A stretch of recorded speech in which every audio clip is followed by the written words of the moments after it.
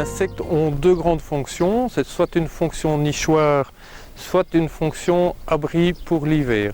Et on vise deux types d'insectes très particuliers qui sont les insectes pollinisateurs et puis ceux qui luttent contre les ravageurs et notamment les pucerons. Donc on ciblera pour ces parties-là plutôt la coccinelle, le chrysope et le perce-oreille. Alors, dans l'hôtel à insectes, plusieurs caches, plusieurs niches, plusieurs trous où se cachent les différents insectes. Donc tout ce qui est trous, que ce soit bois à trous ou tiges creuses, comme les bambous, c'est les nichoirs pour les abeilles solitaires. Tout ce qui est pommes de pin et bruyères, c'est les abris multi-insectes. On trouve aussi bien une guêpe qui vient passer l'hiver dans les pommes de pin, mais elle peut passer l'hiver entre les bois. L'abri en dessous, c'est un abri à coccinelle et à chrysope, donc c'est des abris très clos et fermés avec du foin à l'intérieur. L'abri juste à côté, c'est un abri à bourdons. Les bourdons sont les seuls insectes qui vivent en société qu'on accepte dans les hôtels à insectes. C'est des caches particulières très closes. Il faut savoir qu'une nichée de bourdons varie entre 50 et 500 individus. Donc c'est parfois très très large. Et alors, comme ils sont beaucoup à décoller et atterrir en même temps, une grande piste d'atterrissage pour les accueillir. Dans les tiges creuses, il y a des tiges creuses donc pour les abeilles, mais alors des tiges qui ne sont pas ouvertes. Alors les tiges qui sont fermées et les tiges à moelle accueillent deux types d'insectes particuliers, c'est la guêpe maçonne. La guêpe maçonne, son nom l'indique, elle creuse elle-même son trou, mais alors le cirfe. Le cirfe est un insecte pollinisateur, c'est une mouche qui ressemble à une guêpe et qui fourre son trou aussi tout seul. Pour cette boîte-là, c'est tout. Je travaille tout seul, c'est une petite entreprise où j'exerce toutes les fonctions. Les hôtels et insectes que je fabrique sont des hôtels durables.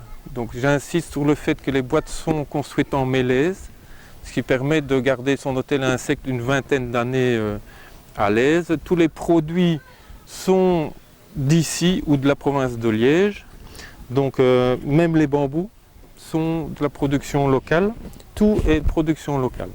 Donc moi je tiens très très fort à cette partie-là de la chose, pas de bambou de recyclé de Fukushima, ni des hôtels à insectes made in China ou Taïwan avec déjà pré-traités pour que ça tienne longtemps. Alors dans cet abri, dans cet hôtel à insectes, il y a une cage particulière pour les papillons.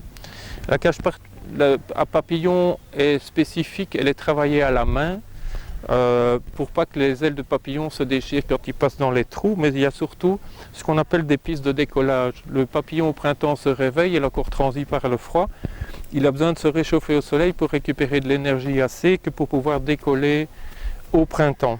Piste de décollage. Alors tout ce qui est peau retournée avec du foin à l'intérieur, c'est pour les perce-oreilles. Donc c'est des abris à perce-oreilles. Les perce-oreilles à mauvaise presse parce qu'on les retrouve sur les fruits. En fin de saison, on pense qu'ils mangent les fruits. Toute l'année, ils mangent bien des pucerons. C'est un gros lutteur de pucerons. Des pots comme ça sont intéressants à mettre dans les hôtels à insectes. Mais elles peuvent s'accrocher en direct dans les arbres fruitiers. Et ça marche aussi bien. Quand on les met en direct dans les arbres fruitiers, les perce-oreilles logent l'hiver. Et puis au printemps, quand les pucerons se développent, ils sont en direct sur les branches. C'est parfait ça, hein?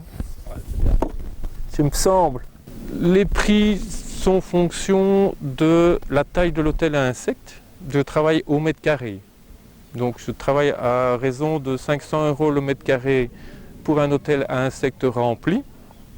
Donc celui-là fait 310 €. Mais ça démarre à partir de 50, 60, 70 € en fonction vraiment de la taille de l'hôtel. Si tu tournes un peu, celui-ci est 210 €. Il a la particularité d'accueillir des oiseaux l'hiver. Ce n'est pas incompatible de faire venir des oiseaux dans les hôtels à insectes parce que l'hiver, les mésanges sont dans les boules de graisse et pas spécialement en train de manger les larves qui sont dans les bois. Et puis de toute façon, elles prennent que la première larve et puis les autres sont dedans. Ce n'est pas incompatible d'attirer les oiseaux dans les hôtels à insectes, même si c'est les prédateurs.